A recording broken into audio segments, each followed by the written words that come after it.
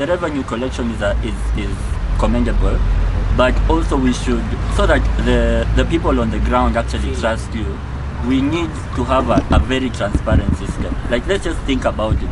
Because even about the finance bill, I don't think the problem was the increase in tax. The problem was, sawa, pesa yenye tunawapea kidogo, hamtumii vizuri. Sindio? Sasa kwa nini tuongeze? So I think the problem in the long run would be, if we can find a way that we can get a system that's very transparent. If we are talking about the tendering process, boda rider anaweza kwa cyber, aingie aone kuna barabara yenye iko hapa yenye imeharibika, nani ndio alifanya hii tender, what was the period, or just a more transparent way. That's what I was talking about. We are digitalizing procurement processes. We are digitalizing projects. We'll actually be having a screen town here, which will be indicating all the projects done by the county government. And we'll also be asking, we are working with the field committees. If a road is being done, they are going to monitor. 5 million shillings. I'm also paying them the next 3 or 4 months using the county. Kewasco is supposed to be operating independent. It's supposed to be metering, collecting money, then work on the expenditure. But if a switch speak today, Kericho County is the only county in the 47 counties that have taken an intentional move to sponsor 3,000 youths in their FTCs. You see, not all of them are lucky to go to the university, right?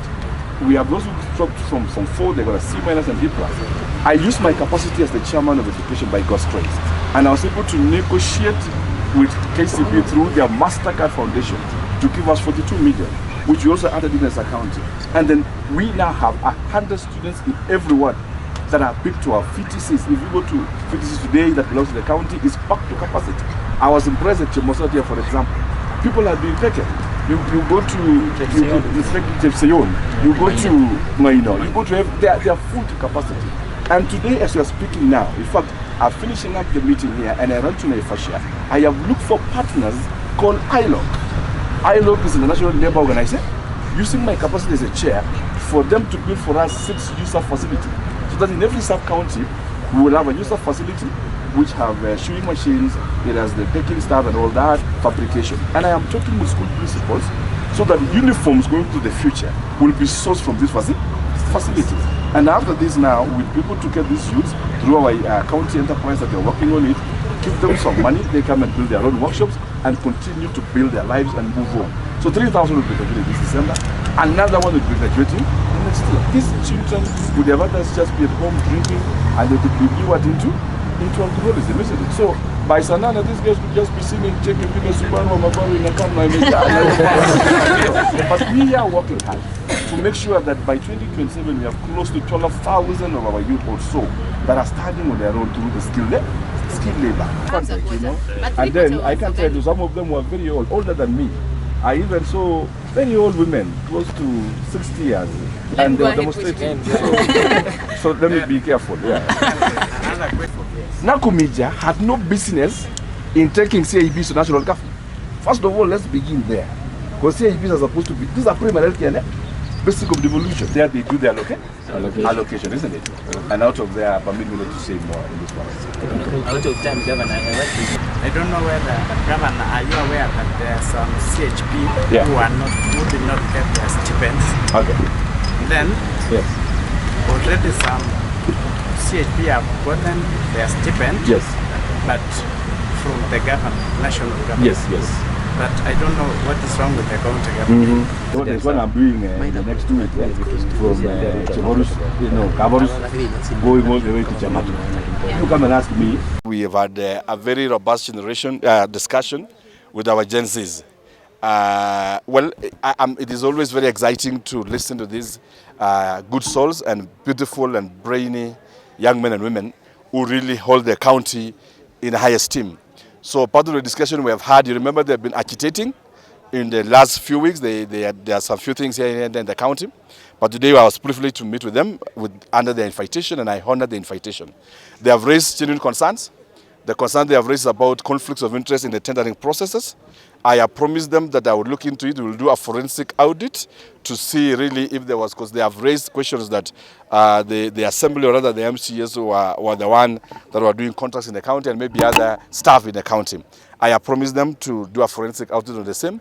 And further to it, I've equally promised them and commit myself as the governor that once the system, if IFMIS is open, we are going to put an open tender to all the works in the county, since there are concerns that RFQs seems to be abused. And so I have committed to the youth of Kericho that we are going to do an open tender, and my appeal to all the youth is that please advertise. Once you advertise, kindly apply, because we will reserve works for people living with disability, work for the youth, and all that. Our Gen Zs have also asked us for accountability, and they have asked us for proper governance. And I want to reinstate this, that we are all, the power we have as leaders, and this is important for everybody, is donated. The power belongs to the people.